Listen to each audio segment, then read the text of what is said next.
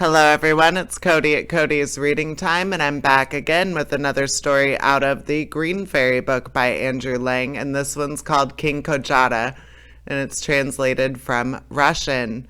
I hope you enjoy it, and please subscribe. I upload new stories every single day. There's always new stuff to listen to, and thank you to everyone who has subscribed. I appreciate it. Alright, let's get started. King Kojata. Here we go. There was once upon a time a king called Kojata, whose beard was so long that it reached below his knees. 3 years had passed since his marriage, and he lived very happily with his wife, but heaven granted him no heir, which grieved the king greatly. One day he set forth from his capital in order to make a journey through his kingdom.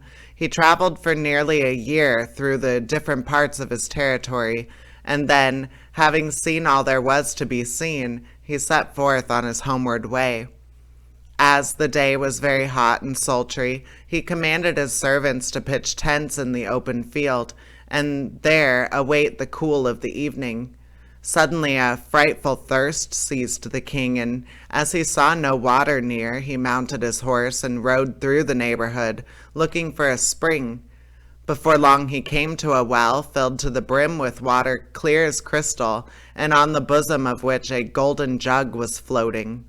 King Kojata at once tried to seize the vessel, but though he endeavored to grasp it with his right hand and then with his left, the wretched thing always eluded his efforts and refused to let itself be caught.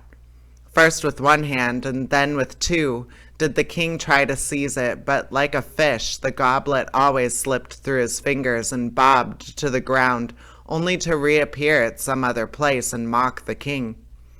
"Plague on you," said King Kojata, "I can quench my thirst without you." And bending over the well, he lapped at the water so greedily that he plunged in his face, beard and all, right into the crystal mirror. But when he had satisfied his thirst, he wished to raise himself up. He couldn't lift his head because somebody held his beard fast in the water. "Who's there? Let me go," cried King Kojata.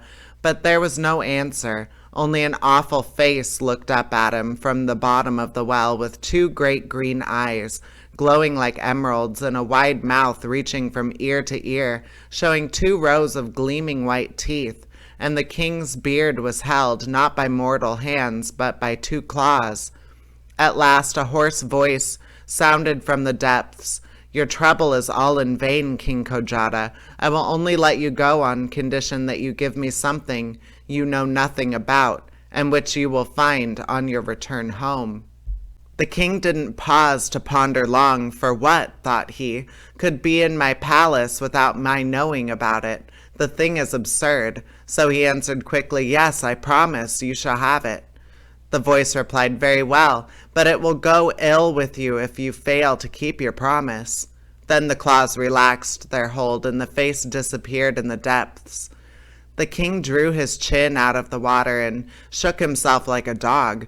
Then he mounted his horse and rode thoughtfully home with his retinue. When they approached the capital, all the people came out to meet them with great joy and acclamation, and when the king reached his palace, the queen met him on the threshold. Beside her stood the prime minister, holding a little cradle in his hands, in which lay a newborn child as beautiful as the day. Then the whole thing dawned on the king, and groaning deeply, he muttered to himself, "So this is what I did not know about," and the tears rolled down his cheeks. All the courtiers standing around were much amazed at the king's grief, but no one dared to ask him the cause of it. He took the child in his arms and kissed it tenderly. Then laying it in its cradle, he determined to control his emotion and began to reign again as before. The secret of the king remained a secret, though his grave, careworn expression escaped no one's notice. In the constant dread that his child would be taken from him, poor Kojata knew no rest night or day. However, time went on and nothing happened. Days and months and years passed, and the prince grew up into a beautiful youth, and at last the king himself forgot all about the incident that had happened so long ago. One day the prince went out hunting, and going in pursuit of a wild boar, he soon lost the other huntsman, and found himself quite alone in the middle of a dark wood. The trees grew so thick and near together that it was almost impossible to see through them. Only straight in front of him lay a little patch of meadowland, overgrown with thistles and rank weeds, in the center of which a leafy lime tree reared up. Suddenly a rustling sound was heard in the hollow of the tree, and an extraordinary old man with green eyes and chin crept out of it. "A fine day, Prince Milan," said he. "You have kept me waiting a good number of years. It was high time for you to come and pay me a visit." "Who are you, in the name of wonder?" demanded the astonished prince. "You'll soon find out, but in the meantime do as I bid you. Greet your father, King Kojata, from me, and don't forget to remind him of his debt. The time has long passed since it was due, but now he will have to pay it. Farewell to the present. We shall meet again." With these words the old man disappeared into the tree, and the prince returned home rather startled and told his father all that he had seen and heard. The king grew as white as a sheet when he heard the prince's story, and said, "Woe is me, my son. The time has come when we must part." And with a heavy heart he told the prince what had happened at the time of his birth. "Don't worry or distress yourself, dear father," answered Prince Milan. "Things are never as bad as they look. Only give me a horse for my journey, and I'll wager you'll soon see me back again." The king gave him a beautiful charger with golden stirrups and a sword. The queen hung a little cross around his neck, and after much weeping and lamentation, the prince bade them all farewell and set forth on his journey. He rode straight on for 2 days, and on the third he came to a lake as smooth as glass and as clear as crystal. Not a breath of wind moved, not a leaf stirred. All was silent as the grave. Only on the still bosom of the lake 30 ducks with brilliant plumage swam about in the water. Not far from the shore, Prince Milan noticed 30 little white garments lying on the grass, and dismounting from his horse, he crept down under the high bulrushes, took one of the garments, and hid himself with it behind the bushes which grew around the lake. The ducks swam about all over the place, dived down into the depths, and rose again and glided through the waves.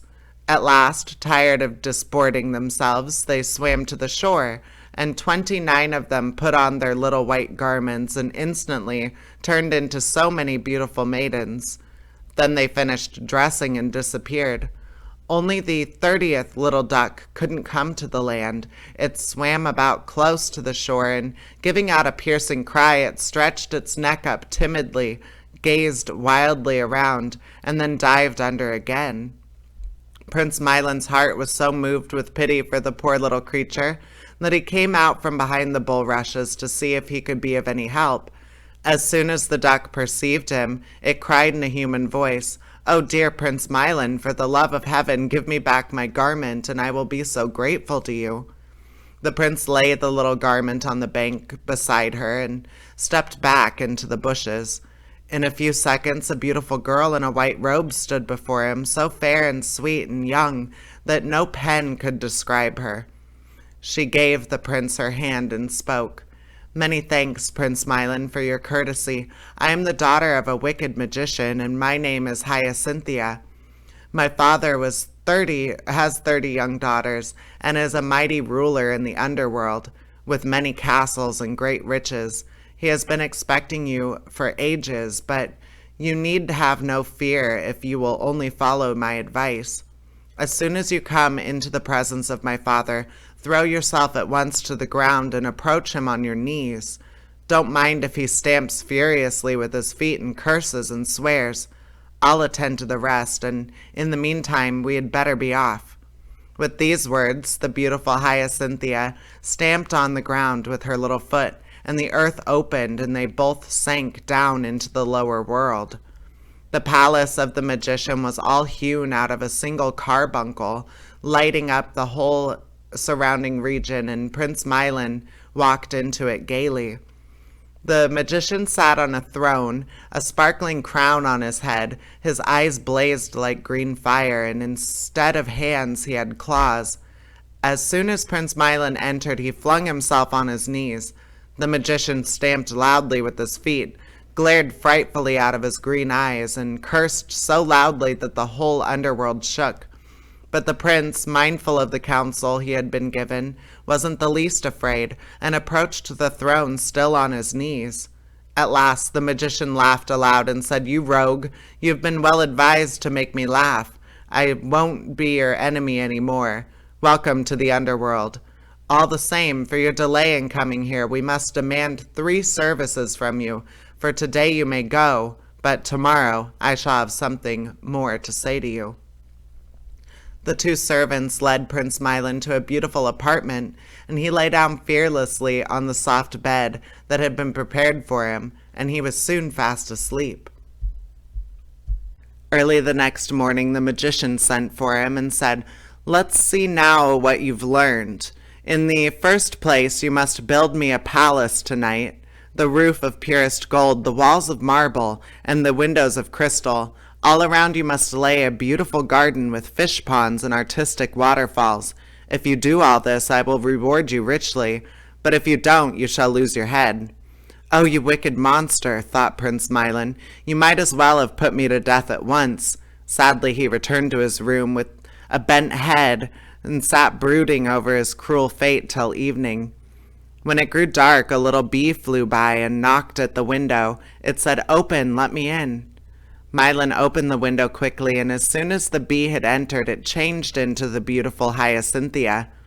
"Good evening, Prince Milan. Why are you so sad?" "How can I help being sad? Your father threatens me with death, and I see myself already without a head." "And what have you made up your mind to do?" "There's nothing to be done, and after all, I suppose one can only die once." "Now, don't be foolish, my dear prince, but keep up your spirits, for there is no need to despair. Go to bed, and when you wake up tomorrow morning, the palace will be finished. Then you must go all around it, giving a tap here and there on the walls to look as if you had just finished it." And so it all turned out just as she had said. As soon as it was daylight, Prince Milan stepped out of his room and found a palace which was quite a work of art down to the very smallest detail. The magician himself was not a little astonished at its beauty and could hardly believe his eyes. "Well, you certainly are a splendid workman," he said to the prince. "I see you are very clever with your hands. Now, I must see if you are equally accomplished with your head. I have 30 daughters in my house, all beautiful princesses. Tomorrow I will place the whole 30 in a row. You must walk past them 3 times, and the 3rd time you must show me which is my youngest daughter, Hyacinthia. If you don't guess rightly, you shall lose your head." "This time you've made a mistake," thought Prince Milan, and going to his room he sat down at the window. "Just fancy my not recognizing the beautiful Hyacinthia. Why, that's the easiest thing in the world." "Not so easy as you think," cried the little bee, who was flying past. "If I weren't to help you, you'd never guess. We are 30 sisters so exactly alike that our own father can hardly distinguish us apart." "Then what am I to do?" asked Prince Milan. "Listen," answered Hyacinthia. "You will recognize me by a tiny fly I shall have on my left cheek, but be careful, for you might easily make a mistake." The next day the magician again commanded the Prince Milan to be led before him. His daughters were all arranged in a straight row in front of him, dressed exactly alike and with their eyes bent on the ground. "Now, you genius," said the magician, "look at these beauties 3 times and then tell us which is the Princess Hyacinthia." Prince Milan went past them and looked at them closely, but they were all so precisely alike that they looked like one face reflected in 30 mirrors. And the fly was nowhere to be seen. The 2nd time he passed them, he still saw nothing, but the 3rd time he perceived a little fly stealing down one cheek, causing it to blush a faint pink. Then the prince seized the girl's hand and cried out, "This is the Princess Hyacinthia." "You are right again," said the magician in amazement, "but I've still another task for you to do. Before this candle, which I shall light, burns to the socket. You must have made me a pair of boots reaching to my knees. If they aren't finished in that time, off comes your head."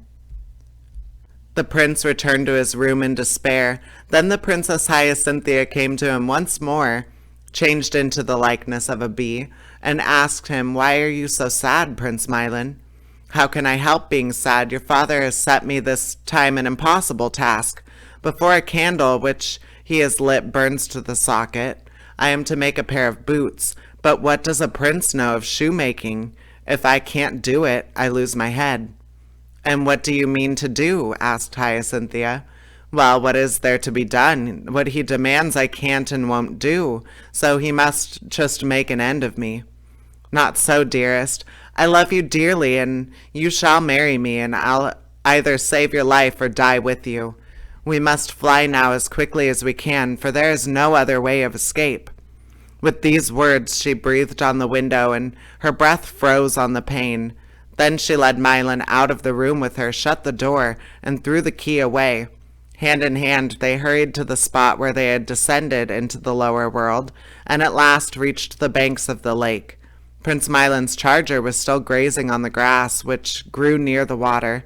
The horse had no sooner recognized his master than it neighed loudly with joy, and springing towards him it stood as if rooted to the ground, while Prince Milan and Hyacinthia jumped on its back. Then it sped onwards like an arrow from a bow. In the meantime the magician was waiting impatiently for the prince. Enraged by the delay, he sent his servants to fetch him, for the appointed time was past. The servants came to the door, and finding it locked, they knocked, but the frozen breath on the window replied in Prince Milan's voice, "I'm coming directly." With this answer they returned to the magician, but when the prince still did not appear, after a time he sent his servants a second time to bring him. The frozen breath always gave the same answer, but the prince never came. At last the magician lost all his patience and commanded the door to be burst open. But when his servants did so, they found the room empty, and the frozen breath laughed aloud. Out of his mind with rage, the magician ordered the prince to be pursued. Then a wild chase began. "I hear horses' hooves behind us," said Hyacinthia to the prince. Milan sprang from the saddle, put his ear to the ground, and listened. "Yes," he answered, "they are pursuing us and are quite close." "Then no time must be lost," said Hyacinthia, and she immediately turned herself into a river, Prince Milan into an iron bridge, and the charger into a blackbird. Behind the bridge the road branched off in 3 ways. The magician's servants hurried off after the fresh tracks, but when they came to the bridge they stood not knowing which road to take, as the footprints stopped suddenly, and there were 3 paths for them to choose from. In fear and trembling they returned to tell the magician what had happened.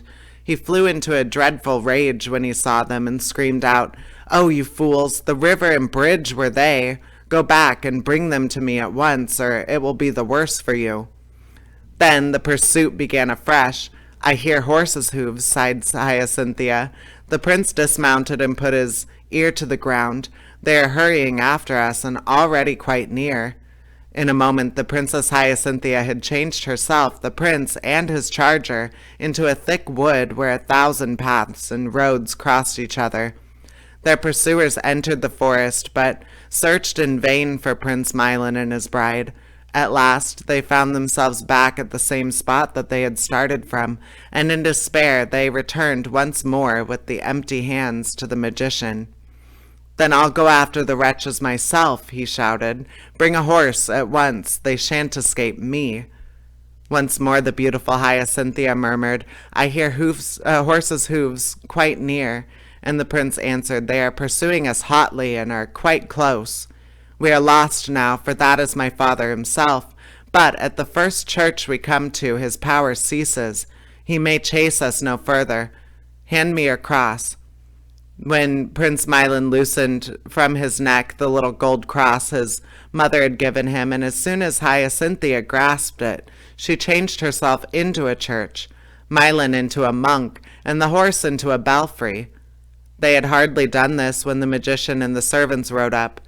"Do you see no one pass by on horseback, Reverend Father?" he asked the monk. "Prince Milan and Princess Hyacinthia have just gone on this minute.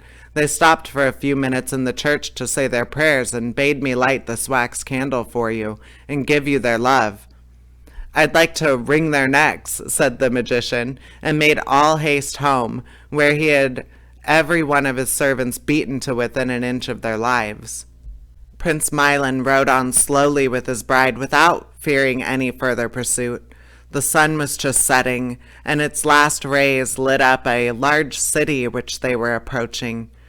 Prince Milan was suddenly seized with an ardent desire to enter the town. "Oh, my beloved," implored Hyacinthia, "please don't go, for I am frightened and fear some evil." "What are you afraid of?" asked the prince. "We'll only go and look at what's to be seen in the town for about an hour, and then we'll continue our journey to my father's kingdom." "The town is easy to get into, but more difficult to get out of," sighed Hyacinthia. "But let it be as you wish. Go, and I will await you here, but I will first change myself into a white milestone. Only I pray you to be very careful. The king and queen of the town will come out to meet you, leading a little child with them. Whatever you do, don't kiss the child, or you will forget me and all that has happened to us. I will wait for you here for 3 days." The prince hurried to the town, but Hyacinthia remained behind, disguised as a white milestone on the road. The first day passed, and then the second, and then at last the third, but Prince Milan did not return, for he had not taken Hyacinthea's advice. The king and queen came out to meet him as she had said, leading with them the lovely fair-haired little girl whose eyes shone like 2 clear stars. The child at once caressed the prince, who, carried away by its beauty, bent down and kissed it on the cheek. From that moment his memory became a blank, and he forgot all about the beautiful Hyacinthia. When the prince did not return, poor Hyacinthia wept bitterly and changed herself from a milestone into a little blue field flower. She said, "I will grow here on the wayside till some passer-by tramples me underfoot." And one of her tears remained as a dewdrop and sparkled on the little blue flower. Now it happened shortly after this that an old man passed by, and seeing the flower, he was delighted with its beauty. He pulled it up carefully by the roots and carried it home. Here he planted it in a pot and watered and tended the little plant carefully. And now the most extraordinary thing happened, for from this moment everything in the old man's house was changed. When he awoke in the morning, he always found his room tidied and put into such beautiful order that not a speck of dust was to be found anywhere. When he came home at midday, he found a table laid out with the most dainty food, and he had only sit down and enjoy himself to his heart's content. At first he was so surprised he didn't know what to think, but after a time he grew a little uncomfortable and went to an old witch to ask for advice. The witch said, "Get up before the cock crows and watch carefully till you see something move, and then throw this cloth quickly over it, and you will see what happens." All night the old man never closed an eye. When the first ray of light entered the room, he noticed that the little blue flower began to tremble, and at last it rose out of the pot and flew about the room, put everything in order, swept away the dust, and lit the fire. In great haste, the old man sprang from his bed and covered the flower with the cloth the old witch had given him, and in a moment the beautiful Princess Hyacinthia stood before him. "What have you done?" she cried. "Why have you called me back to life? For I have no desire to live, since my bridegroom, the beautiful Prince Milan, has deserted me." "Prince Milan is just going to be married," replied the old man. "Everything is being got ready for the feast, and all the invited guests are flocking to the palace from all sides." The beautiful Hyacinthia cried bitterly when she heard this, and she dried her tears and went to the town dressed as a peasant woman. She went straight to the king's kitchen, where the white-aproned cooks were running about in great confusion. The princess went up to the head cook and said, "Dear cook, please listen to my request and let me make a wedding cake for Prince Milan." The busy cook was just going to refuse her demand and order her out of the kitchen, but the words died on his lips when he turned and beheld the beautiful Hyacinthia, and he answered politely, You have just come in the nick of time, fair maiden. Bake your cake, and I myself will lay it before Prince Milan." The cake was soon made. The invited guests were already thronging around the table when the head cook entered the room bearing a beautiful wedding cake on a silver dish and laid it before Prince Milan. The guests were all lost in admiration, for the cake was quite a work of art. Prince Milan at once proceeded to cut it open, when, to his surprise, 2 white doves sprang out of it, and one of them said to the other, "My dear mate, do not fly away and leave me, and forget me, as Prince Milan forgot his beloved Hyacinthia." Milan sighed deeply when he heard what the white dove said, and then he jumped up suddenly from the table and ran to the door, where he found the beautiful Hyacinthia waiting for him. Outside stood his faithful charger, pawing at the ground. Without pausing for a moment, Milan and Hyacinthia mounted him and galloped as fast as they could into the country of King Kojata. The king and queen received them with much joy and gladness, as they had never seen before, and they all lived happily for the rest of their lives. And that is the end of that story. I hope you enjoyed it, and please subscribe. I upload new stories every single day, and there's always new stuff to listen to. Stick around, enjoy some stories with me. All right, take care, everybody. Bye-bye.